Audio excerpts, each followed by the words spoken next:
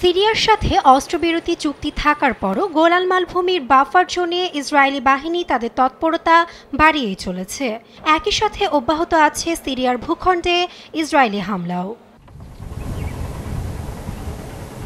এরই মধ্যে ইসরায়েলের অধিকৃত সিরিয়ার গোলান মালভূমিতে আরও অগ্রসর হচ্ছে আইডিএফ। এলাকাটিতে ইহুদি জনসংখ্যা দ্বিগুণ করার দীর্ঘদিনের পরিকল্পনা ছিল তেল আবিবের। আসাদের পতনে এবার সেই পরিকল্পনাটিকে বাস্তবে রূপ দিতে অনুমোদন দিয়েছে নেতানিয়াহু প্রশাসন। ইসরায়েলের প্রধানমন্ত্রী মনে করেন, সিরীয় সরকার পতনের সঙ্গে সীমান্তে নতুন পরিস্থিতি তৈরি হওয়ায় এ উদ্যোগ নেওয়া জরুরি ছিল।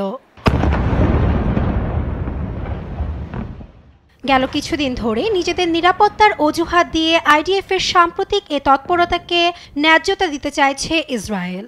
এর আগে রোববার বিকেলের এক বিবৃতিতে প্রধানমন্ত্রী নেতানিয়াহু জানায়, সিরিয়ার সাথে সহিংসতায় ইসরায়েলের কোনো আগ্রহ নেই। এ সময় সিরিয়ার বাস্তবিক পরিস্থিতির সাথে সামঞ্জস্য রেখে পরবর্তী সিদ্ধান্ত নেওয়ার কথা জানান এ নেতা। אני מזכיר שבמשך עשרות שנים סוריה הייתה מדינת אויב אקטיבית לישראל. কয়েক দশক ধরে সিরিয়া ইসরায়েলের অন্যতম প্রধান শত্রু দেশ। তারা আমাদের বারবার আঘাত করেছে, এমনকি তারা অন্য দেশকেও তাদের ভূখণ্ড ব্যবহার করে আমাদের উপর হামলার অনুমতি দিয়েছে। তারা ইরানকে, হিজবুল্লাহকে অস্ত্র সহযোগিতা দেওয়ার সুযোগ করে দিয়েছে।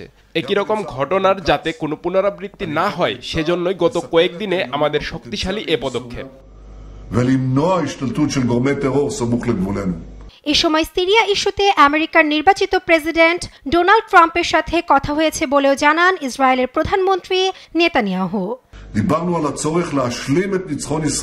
আমি গত রাতে আমার বন্ধু নির্বাচিত মার্কিন প্রেসিডেন্টের সাথে আলোচনা করেছি।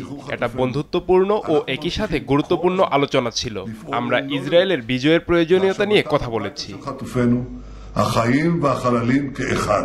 বর্তমানে অধিকৃত গোলান মালভূমিতে 30টি ইসরায়েলি বসতি আছে, যেখানে প্রায় 20,000 মানুষ বাস করছে। বেশিরভাগই দ্রুজ আরব সম্প্রদায়ের, যারা এলাকাটি ইসরায়েল দখল করার পরও সেখানে অবস্থান করছেন। বিবিসিকে দেয়া এক সাক্ষাৎকারে ইসরায়েলের হামলার বিষয়ে জাওয়াদ আল তাওয়াল নামের এক সিরীয় বাসিন্দা জানান, তারা কাউকে সিরিয়ার ভূমি জোর করে দখল করতে দেবে না। কিন্তু ইসরায়েল এমন একটি সুপার পাওয়ার যাদের বিপক্ষে দাঁড়ানো সম্ভব নয় বলেও জানান এ বাসিন্দা।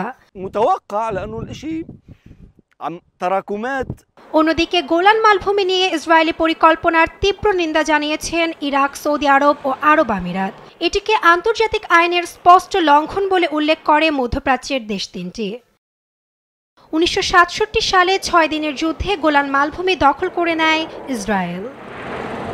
Nasrin Akter, news desk, Desh TV.